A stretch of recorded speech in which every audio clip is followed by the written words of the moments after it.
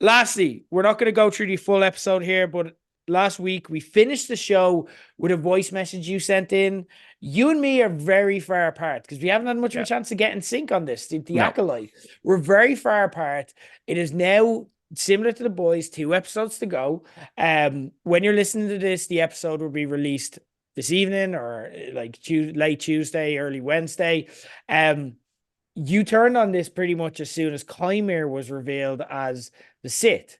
And we've heard your thoughts, but you've since watched episode 6. You don't need to recap where you're at. Kind of a lot of your kind of thoughts that I got from it Mhm. was, you didn't like it because it was just kind of too obvious. He's very skinny and played a dumb character throughout the show. Now you've got to see Chimera be the Sith. Are you still very much kind of feeling the same way, or how does that I, settle with you? I'm not. For the simple fact is, I'm gonna go by this till the end of this series, and I'm gonna stand by this. He's not a Sith, Mm, and the reason I say that is, um, when you look at this episode, and actually, the whole thing, like this skinny little fucker, when you actually see him in this episode, he's a lot buffer, he's a lot bigger. He just seems like plastic shape and somebody who could actually be a good looking Sith. But he admitted in this episode that he is a former Jedi.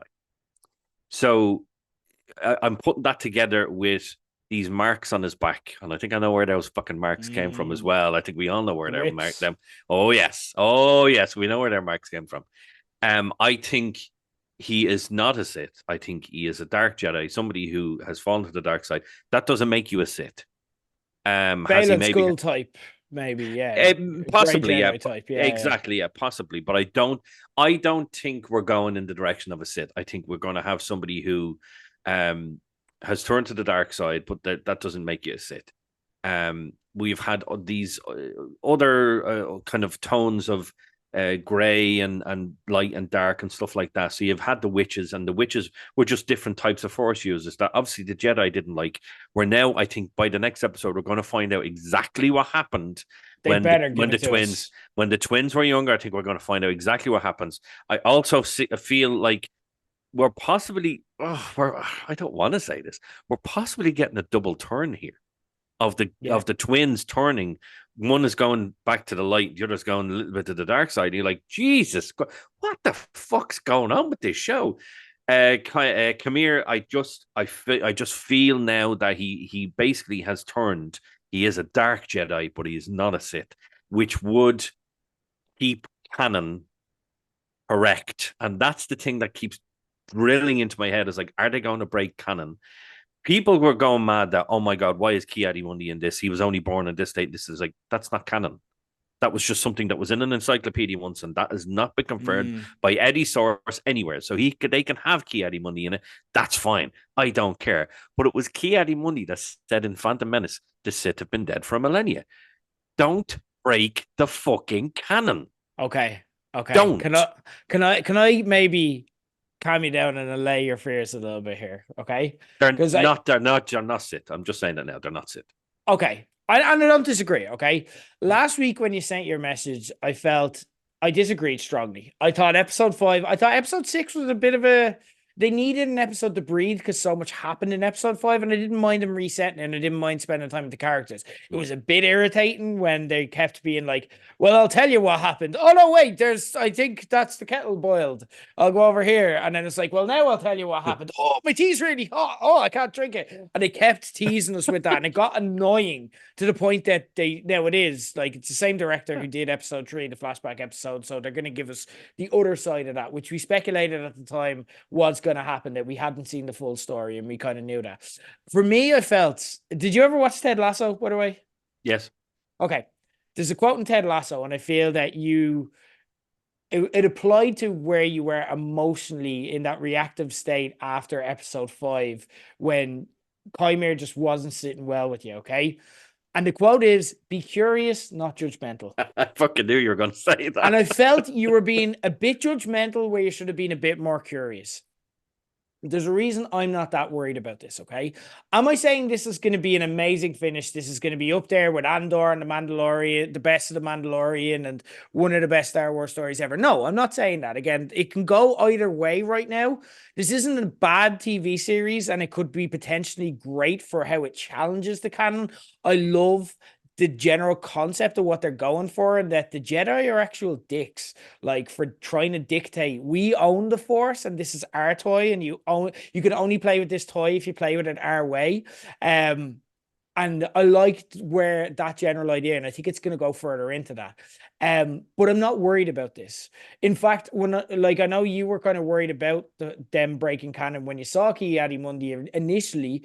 But for me, I was reassured by this because the showrunner, like, just to give context as well, and again, I'm not going to say the show's good just because I know stuff about the showrunner, but the showrunner of this, Leslie, sorry, I have her name here, Leslie Headland, she is a Star Wars super fan. She wrote Star Wars fan fiction when she was in school.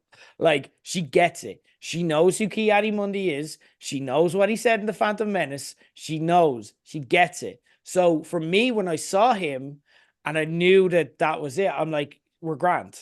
Because she's telling him that I know this causes problems with the canon. Don't worry, I've got you here. Okay. And the fact that it was him and he's the person who said there's never been a Sith, like that was intentional. Okay. I didn't agree with kind of your arguments about Chimera, like, and again, I feel it was coming from an emotional place, so I don't hold it against you. And you seem to kind of revise it and temper them a little bit.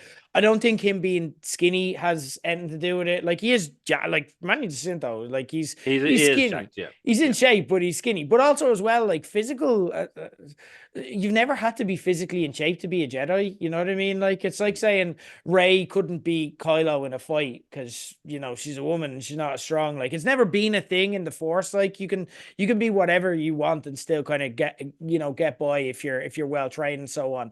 And also as well, like, I get what you're saying about the character being so different to how we originally met him. But we got to keep in mind that was an act to throw May off. He just wanted to keep a close eye on her without her being aware that it was him.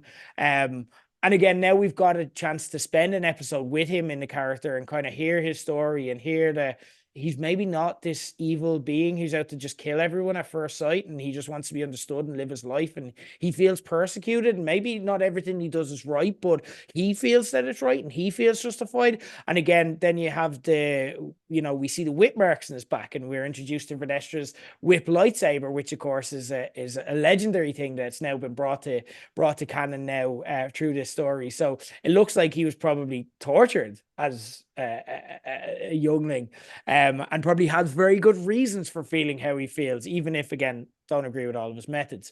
So again, I think we are getting a double turn here. But I don't think it's the double turn you think it's going to be. I think the double turn we're getting is not May and Osha turning, changing sides. I think the double turn we're getting is Chimera and Saul. Like, Saul ended that episode very ominous. There was dark music playing in the background. I think we're going to feel very different about those two. And May and Osha will be bystanders and pawns in their game. And I think ultimately the twins will come out. And the power of two is something they keep going back to. And I think the power of two is May and Osha. It's not May and Chimera. It's not Osha and Saul. It's not any of those. The power of two is May and Osha. So I think that's what we're coming back to. There's no guarantee that this is going to stick to landing and be amazing. I'm not saying that, but I'm intrigued by it. And I feel safe in trusting this story. I feel like we can just relax and enjoy it. And then we can break it down, and we will. We'll come back in a couple of weeks and we'll break it all down and we'll see how we feel at the end of it. But I feel that maybe it was reactive, and again, I've no problem with that, and I understood the questions you had, but I think they were trolling you a little bit with those things. I think they wanted you to go, why is ki-di-mundi here? I think she knew, and that's the problem with a lot of it, because she is kind of throwing those knowing nods in there, and she knows it'll wind up the Star Wars fans, but it's not working because she hasn't landed the plane and some of the episodes aren't hitting exactly as she thought they would. So I feel like she's almost encouraging the review bombing by some of the things that's going on. And I don't think the review bombing's right. I don't think it's a fair reflection of the show. So I don't think she's played it fully. She tried to be a bit too cute, and she nearly turned you at one stage. Like, and you're one of the biggest. You are not a Star Wars fan. You are not a toxic Star Wars fan. You are a genuine, passionate, like fan and lover of this, and you will accept whatever you're given and not ask too many questions. So if you feel upset, I see that as valid. I would never question if you were upset or think you're being toxic like a lot of Star Wars fans are. I would take that seriously and respect it. But even then, she nearly turned you. But I think let's just chill. Let's just see what they got. I think, but they know the things that we're worried about, and that's what makes me feel reassured. No, I agree. Now the thing is, right, this is not how like I experienced with the Wheel of Time. So I'm huge fan of Wheel of Time. Love the books. I've read them 2 or 3 times. I've listened to the audiobooks 2 or 3 times. Absolutely love them. As soon as I finished season 1, I said I'm never watching another piece of trash like that ever again. It's absolute fucking crap. This fact that they're pumping millions into it, it's now gone into a season 3. How this show is still going, I don't know, because they've changed the source material so much that it's pissing all over the characters and pissing all over the original writings. That being said, this is something that's original. And I have said this time and time again.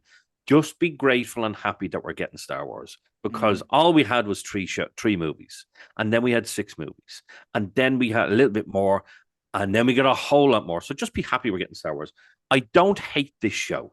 I don't. Okay. No matter what I said last week in the voice note, I don't hate this show. There's been some great episodes and great bits of episodes throughout the show. I don't even hate last week's episode, that being the episode 5. I don't hate it. Did I like it? No, but I don't hate it. There are certain aspects that I'm like, okay, this is interesting. You know what I mean? But I don't hate it. I will never hate it. People hate Boba Fett show. People have hated the 3rd season of Mandalorian. I have never hated any of it. This is not season 8 of Game of Thrones. This is not season 1 of Wheel of Time. I don't hate it. There's going to be things I don't like. The things I didn't like in the sequel trilogy, but I still going to go back and watch them. I still go back and watch The Mandalorian. I still go back and watch Andor. I still go back and watch Boba Fett. I actually love Boba Fett. I think it's fucking brilliant. So many people hating it. So many people shitting it. Am I going to rewatch this? Of course I am. Do you know why? Because it's fucking Star Wars. Yeah. That's why I'm going to rewatch it. It has lightsabers in it. It has Jedi in it. It has intrigue that you've never seen in anything else before, because you're actually actively seeing. And listen, it's going to happen. We're going to have like you were saying, maybe Saul is going to turn, maybe Osher is going to turn, maybe May is going to turn, maybe Kamir is going to turn, and we're going to see a Jedi fucking master be the bad guy. Because I'm telling you, that's the one with the whip. I don't what's her Vanessa. I'm telling you now, she's the bad guy on this, 100%. Yeah. So that's why I think it's not Sith. That's why I think it's going to be a dark Jedi with a dark Jedi master, somebody who has been in plain sight for years. That's why it's going to go into the history as it's Dark Jedi. It's not a Sith, blah, blah, blah. I don't hate this show. I'm still going to watch this week's. I'm still going to watch next week's episode. There's only 2 left. If we're only getting 1 season, there's a lot to fucking pack into 2 episodes. And these episodes are not long episodes, lads. 2 episodes back to back were 35 minutes. And that includes the fucking credits and the starting sequence. So they're not long episodes. This is not House of the Dragon giving us an hour every single week. These are short episodes. So how the hell are we going to pack so much into 2 episodes? I don't see it happening. I don't see them answering every single question. No. And the fact as well is that I have seen rumblings online is that this is the only season they're going to get because of how badly reviewed it's gone. I hope that's not the case. I hope that if they do have questions, please answer them in the 2nd season. Don't be like the Solo film and not actually give us what was at the end of that. So, please finish it. To reassure you, Headland has come out and said you're never guaranteed a 2nd season. So I want to answer the questions that we raise in this, but I want there to be enough material that we can go for a second season if we Right. want. So I think we're going to Yeah. get the answers to main questions, and then we can there. But there'll be enough. They want there to be intrigue to get it. And here's the thing: this is where it becomes toxic as a Star Wars fan to review bomb and to shit on these things. Okay, this is a not. If you've been saying for years, oh, give me anything but the Skywalkers. We've seen enough of them. Blah blah.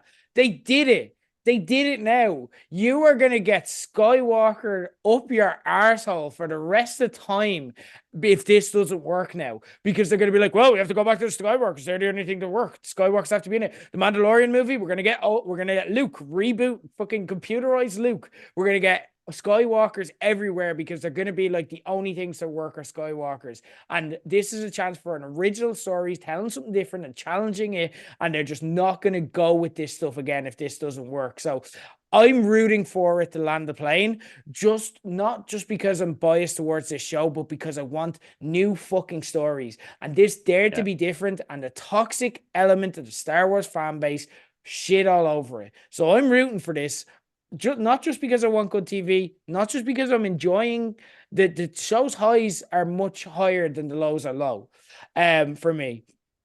But I want these types of stories to work within Star Wars. But we have to get on board because I don't want to live the life of the toxic Star Wars fans. I don't want to live where they release Skywalker based stuff and I'm like, you're ruining it. And then they release something that's not Skywalker and you're like, it's not the same. And it's like, you're just fucking miserable. You are just in a toxic state where you've grown to hate your hobby. Like we've seen wrestling fans who watch WWE every week, but then shit on it.